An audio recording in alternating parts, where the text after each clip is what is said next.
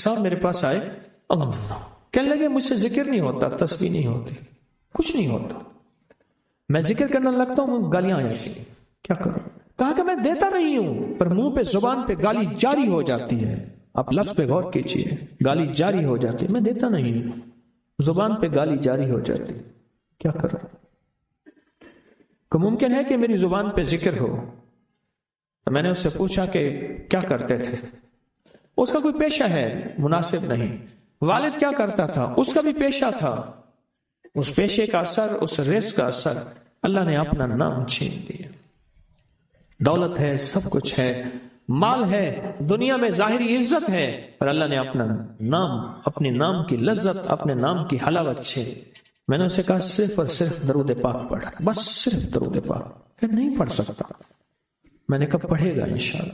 میں نے اسے عرض کیا کہ میرے سامنے 11 دفعہ بیٹھ کے درود پاک پڑھ، جو درود تجھے آتا ہے 11 دفعہ بیٹھ کے پڑھ، درود پاک پڑھ. اور 11 دفعہ پڑھا. اس کی زبان پہ نہیں آ رہا تھا، آتا تھا پر زبان پہ نہیں آ رہا تھا. اس نے پڑھا پڑھا پڑھا، اور اللہ کے نام کی برکت ہے. کیوں؟ میں نے درود کیوں بتایا؟ کہ اللہ کے نام کی برکت ہے کہ درود پاک وہ واحد عمل ہے. فرمایا اگر ریاکاری، دکھاوے کی نیت سے بھی پڑھو، اللہ کہتا ہے قبول ہے. دکھاوا، ریاکاری، لوگ مجھے نیک کہیں، لوگ واہ واہ کہیں، اللہ کے لیے نہیں کر رہا، حالانکہ یہ عبادت کبھی بھی اس کی بارگاہ میں قبول نہیں ہے، کبھی بھی قبول نہیں ہے جو اللہ کے لیے نہ کی جائے. پھر اللہ کہتا ہے نہیں، مجھے اپنے حبیب پہ درود اتنا پسند ہے کہ درود پڑھو اور جس حال میں پڑھو. حالانکہ مومن ریاکار تو ہو ہی نہیں سکتا، جس حال میں پڑھو میں قبول کروں گا. میں نے کہا میرے دل میں اللہ نے یہ بات ڈالی اسی وقت، اور یہ دلیل کے ساتھ ڈالی. میں نے اس کو درود بتایا، اور اللہ کا نظام دیکھیں، اس کی شان کریمی دیکھیں. پھر جو اس کی زبان پہ درود جاری ہوا، جو جاری ہوا، مجھ سے کہنے لگا کہ میں ہفتے میں 1.25 لاکھ کر لیتا ہوں، ہفتے میں 1.25 لاکھ کر لیتا. ایک دو اس نے مجھے عجیب خواب سنایا. کچھ خواب ایسے ہیں جو یاد رہتے ہیں. کہنے لگے میں دیکھا کہ ہاتھ ٹکڑے ٹکڑے ہو رہے ہیں، ہر چیز ٹوٹ رہی ہے، اور ایک شور ہے، کوئی گونج ہے، اس کی وجہ سے ہر چیز ختم ہو چکی. اور مجھے کسی نے کہا قیامت آ گئی ہے. پریشان ہوں، کہاں جاؤں؟ ان المفر کلا لا وزر الى ربک یومئذ المستقر. کہاں جاؤں؟ آخرکار کہا کہ میرے ساتھ ایک بندہ دوڑتا ہامتا کامتا آیا، اور وہ بھی پریشان تھا. میں نے کہا یہ بھی میں اتنا ہے. پوچھا کہاں؟ کہا قیامت آ گئی، کہاں جاؤں؟ بس ہم دونوں پھر ایک طرف دوڑ پڑے، ایک طرف دوڑ پڑے. آگے دیکھا تو ایک بہت بڑا ترازو ہے، اور مجھے پکڑ کے کہا تیرا نام اعمال ہے، جلدی کر.